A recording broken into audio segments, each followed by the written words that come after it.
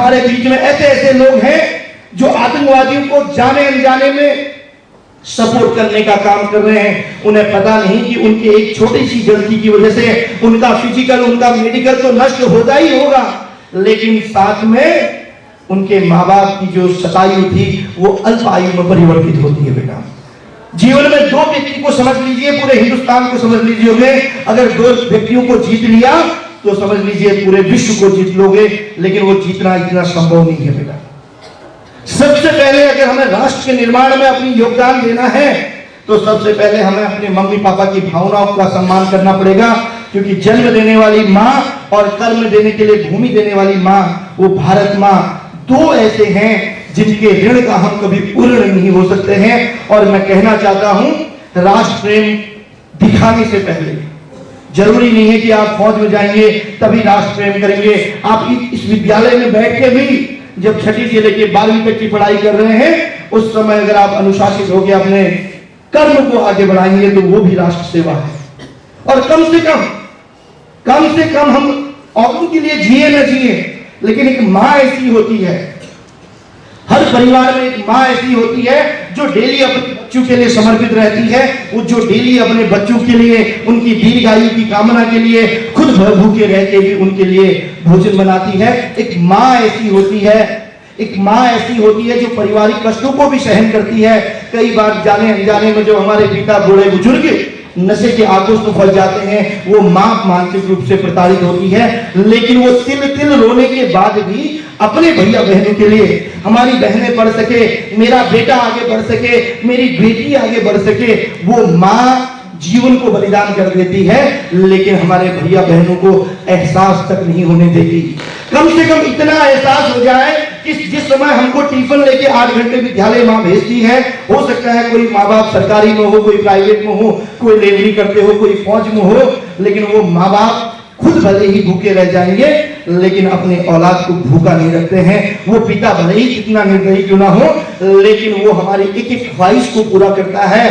वो खुद भीगे जाए, वो बरसात में खुद भीग के जाए, वो माँ खुद फटे कपड़े पहन ले जाए, लेकिन अपने बच्चों के लिए कपड़ों की बनाने के साथ साथ वो छतरी लाने का काम करते हैं, वो इसी बरसात में रेनकोट देने का काम करते हैं, वो खुद पुराने कपड़े पहन ले लेकिन आपके लिए अच्छे कपड़े बनाने का काम करते हैं। अरे वो भी छोड़ दीजिए, कई बार तो ऐसा होता है जब घर में मेहमान आते हैं, अच्छे अच्छे पकवान बनते हैं, हम लोग भोजन करके सो जाते हैं, कुछ पकवान अच्छे लगते हैं तो एक बार नहीं 4 बार मांग लेते हैं।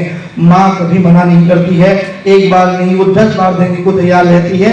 और अंत में ये होता है बेटा कि जिस कढ़ाई में वो पकवान बना था वो कढ़ाई खाली हो जाती है और वो अपने साड़ी के पल्लू से उस कढ़ाई को छिपा देती है, ताकि उसकी बिटिया को, उसके बेटे को ये एहसास ना हो सके कि आज की रात वो माँ भूखे सोई है। और बहुत दिन ऐसा होता है कि माँ कढ़ाई पोंछ के खा लेती है, कभी भूखे प्यासे तो कभी पानी पी के सो जाती है। फिर एक ऊर्जा के साथ वो माँ सकारात्मक वेग के साथ अपने बच्चों के लिए खड़ी होती है। आज आपके माँ बाप की उम्र कितनी है? 40 साल, 50 साल, 55 साल, 60 साल, और कितने साल के मेहमान रहेंगे? 20 साल, 30 साल अगर आप अच्छे भैया बहन निकल गए तो वो शतायु रह सकते हैं। लेकिन जो युवा पीढ़ी इस समय, चाहे वो बहनों की हो चाहे वो भाइयों की हो, जिस तरह की आपकी दशा और दिशा जा रही है, मैं तो केवल सजग करने के लिए आया हूं अपने भैया बहनों को, वो आपके माँ बाप की आयु को अल्प आयु में करने जा रही है। सर नमस्ते, मेरा नाम मंजरी सैनी है, मैं क्लास 12B1 की छात्र हूँ।